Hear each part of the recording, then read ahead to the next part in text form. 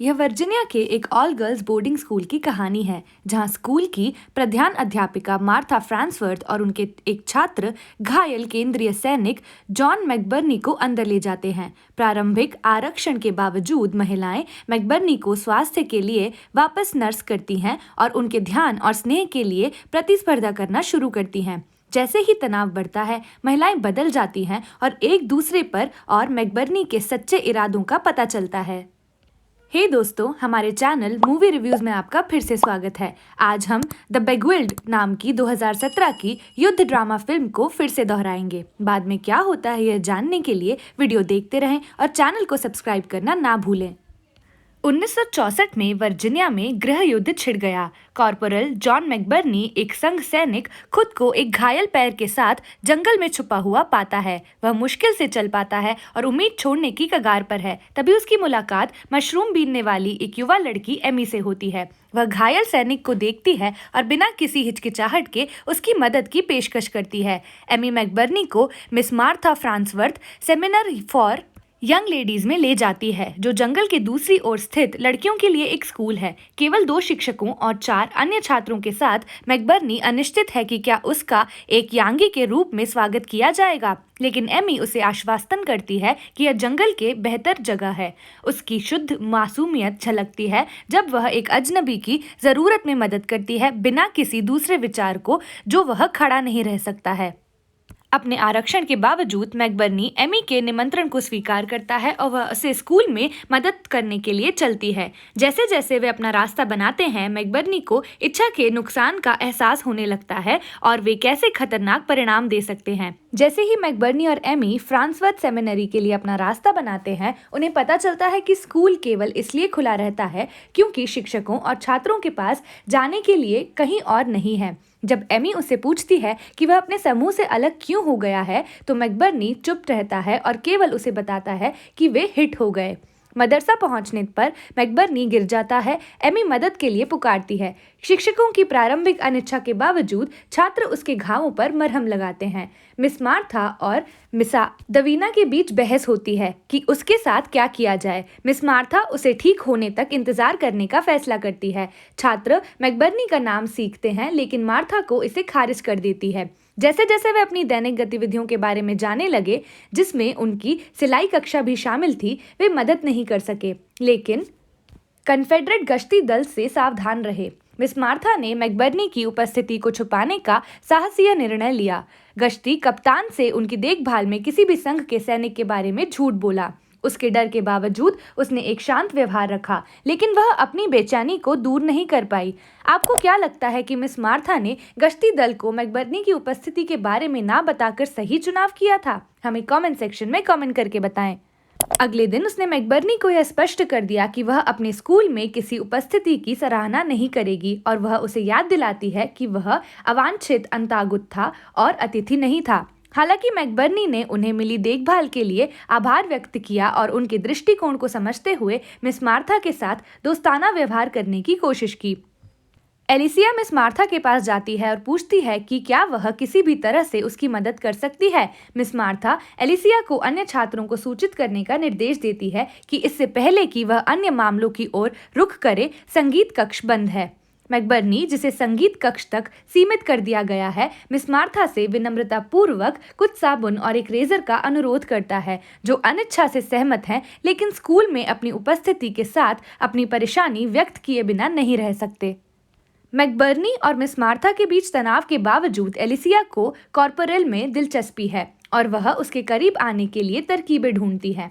ऐसा लगता है कि मैकबर्नी अपने द्वारा प्राप्त किए जा रहे ध्यान का आनंद ले रहे हैं, और जब वह देखता है कि छात्रों ने उसका ध्यान आकर्षित करने की कोशिश की है। एक दिन मैरी एक प्रार्थना पुस्तक के साथ मैकबर्नी का दौरा करती है और उसकी आंखों को पकड़ने के लिए मोती की बालियों का एक सेट पहनती है। हालांकि जब मिस एडविना मैरी को संगीत कक्ष से बाहर जाते हुए देखती है, तो वह अपने झुमके वापस करने की मांग करती है। अपनी इच्छा के बावजूद मिस एडविना अंततः मैकबर्नी को वह रेजर और साबुन देने के लिए संगीत कक्ष में प्रवेश करती है, जिसका उन्होंने अनुरोध किया था। हालांकि स्कूल में एक आदमी की उपस्थिति से सभी को चिंतित कर दिया है, फिर भी महिलाएं एक अच्छे दिखने वाले सैनिक से बात करने का अवसर पाकर रोमांचित हैं। उनमें से प्रत्येक की मैकबर्नी द्वारा ध्यान आकर्षित करने की अपनी रणनीति है, लेकिन उसके और शिक्षकों के बीच तनाव स्पष्ट है। बाद में मिस एडविना ने मैकबर्नी के गंदे नाखूनों पर ध्यान दिया और उन्हें खुलासा किया कि उन्होंने लड़ाई की अराजकता में खुद को दफनाने के बारे में सोचा था, लेकिन इसके बजाय वे भाग गए। मिस एडविना और उसकी सहेली मिस बर्नी उसके कार्यों को बहादुरी नहीं मानती थी। जैसे ही मिस एडविना मैकबर्नी के घाव की ओर बढ़ी, उन्होंने अपनी पृष्ठभूमि के बारे में बातचीत की। मैकबर्नी मिस एडविना के जीवन से प्रभावित थे और उन्होंने उनके कई सवाल पूछे। उसने सोचा कि वह युद्ध से लौटने के लिए एक प्रेमिका की प्रतीक्षा कर रही होगी, लेकिन उसने उसे सुधारा और कहा कि सेना में उसका कोई नहीं है। मैकबर्नी ने मिस एडविना के प्रति अपना आकर्षण व्यक्त करते हुए कहा कि उन्होंने ऐसी सुंदरता कभी नहीं देखी। उसने उसका हाथ थाम लिया और उससे पूछा कि उसकी सबसे बड़ी इच्छा क्या है। कुमारी एडविना ने स्वीकार किया कि वह चाहती थी कि कोई उसे स्कूल से दूर ले जाए। शर्मिंदा होकर वह जल्दी से खुद को समेटने के लिए कमरे से बाहर निकल गईं। मिस एडविना उनकी बातचीत के दौरान चौकस रहीं, इस बात का ख्याल रखा कि कहीं उनकी भावनाएं जाहिर ना हो जाएं।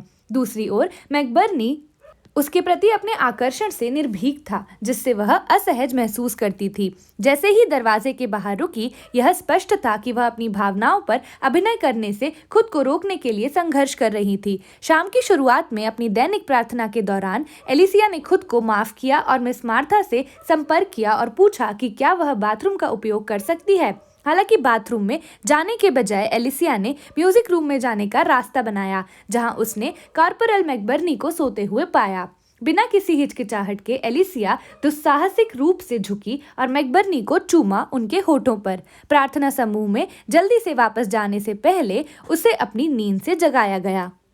अगले दिन रात के खाने पर शिक्षकों और छात्रों ने चर्चा की कि वे मैकबर्नी के साथ रहने से क्या सीख सकते हैं। एलिसिया ने तुरंत अपनी उत्तेजना व्यक्त की, यह कहते हुए कि मैकबर्नी की उपस्थिति उन्हें उनके पाठों से परे दुनिया की याद दिलाएगी। हालांकि मिस मार्था असहमत थी और उन्होंने महसूस किया कि उनके जैसे युवा छात्रों को एक शांत और सुखी जीवन प्राप्त करने के लिए अपने पाठों को सीखने पर ध्यान देना चाहिए। दूसरी ओर जेन ने कहा कि मैकबर्नी की उपस्थिति प्रार्थना के महत्व पर जोर देते हुए चल रहे युद्ध की निरंतर याद दिलाने के रूप में काम करेगी।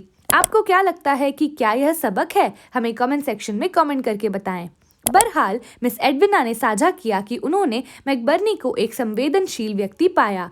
रात के खाने के बाद मैकबर्नी संगीत कक्ष में प्रार्थना सत्र के लिए शिक्षकों और छात्रों के साथ शामिल हुए।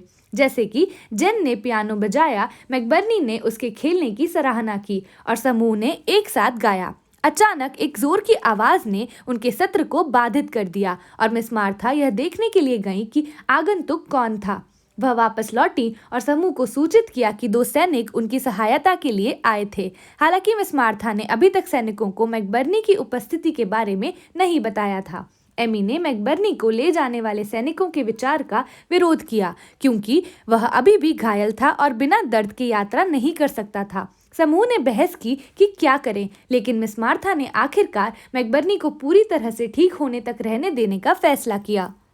उस रात मैकबर्नी के निर्णय पर अपनी निराशा व्यक्त की और लड़कियों ने आसपास में कानाफूसी की कि उन्हें विश्वास है कि कितने समय तक वह यहाँ रहेगा। मिस मार्था और मैकबर्नी ने स्कूल में लड़कियों के जीवन पर चर्चा की और मैकबर्नी ने लड़कियों और उनकी ज़रूरतों के प्रति मिस मार्था के समर्पण की प्रशंसा की। बर्नी ने मिस मार्था से पूछा कि क्या युद्ध से पहले उनके पास कोई था, लेकिन मैकबर्नी ने अधिक जानकारी के लिए दबाव नहीं डाला। मैकबर्नी ने मिस मार्था को बताया कि वह कायर है और उसने युद्ध में दूसरे व्यक्ति का स्थान लेने के लिए $300 लिए। मिस मार्था ने उसे जज नहीं किया और वादा किया कि उसके घर का रास्ता खोजने में उसकी मदद करें, भले ही वह छोड़ना नहीं चाहता। मैकबर्नी ने तारीफों से मिस मार्था का दिल जीतने की कोशिश की, लेकिन बात नहीं बनी। अगली सुबह एमी ने मैकबर्नी के लिए एक ब्रेंथ प्रदान किया और मिस मार्था ने देखा कि वह चलने का अभ्यास कर रहा है। जब मैकबर्नी ने अपना संतुलन खो दिया तो मिस मार्था ने उन्हें पकड़ लिया। एमी ने मदद करने की पेशकश की, लेकिन एलिसिया ने भी पेशकश की और मिस मार्था ने उनका तर्क रोक दिया। एक बार बाहर आने के बाद मैकबर्नी ने देखा कि गुलाबों को छटाई की ज़रूरत है और स्वेच्छा से ऐसा करने के लिए कहा। हालांकि मिस मार्था ने उसे जाने नहीं दिया, लेकिन जब मैकबर्नी ने कहा कि उन्हें बागवानी की कुछ अनुभव है तो मिस मार्था नरम पड़ गई और उन्होंने स्वस्थ लाभ के लिए उन्हें बगीचे में मदद करने के लिए कहा।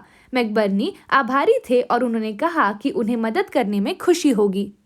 मैकबर्नी स्कूल में रहना चाहता है और बहाने के रूप में बगीचे में काम का उपयोग करता है। मिस मार्था उसकी कार्यता से वाकिफ है, लेकिन उसे काम करने देती है। वह सुधरता है और मिस मार्था उसे धन्यवाद देती है। वह कहती है कि उसे सप्ताह के अंत तक चले जाना चाहिए। वह जब पूछता है कि कहाँ जाना है तो वह कहती है कि यह उसका फैसला है। मैकबर्नी बगीचे में रहना और देखभाल करना चाहता है, लेकिन मिस मार्था मना कर देती है। मैकबर्नी के जाने के डर को उजागर करते हुए बर्नी उसे रहने के लिए बहस करने की कोशिश करती है। एमी, एलिसिया और एमिली तबाह हो गए जब उन्हें यह खबर सुनी कि कॉर्पोरल मैकबर्नी को स्कूल छोड़ने के लिए मजबूर किया जा रहा है। लड़कियां चिंतित और उदास थीं और वे उसे छोड़ने से रोकने के तरीकों पर विचार करने लगी। उन्होंने मिस मार्था स्कूल की हेडमिस्ट्रेस के साथ डिनर का भी सुझाव दिया जब मिस एडविना एक विजिटिंग टीचर आई।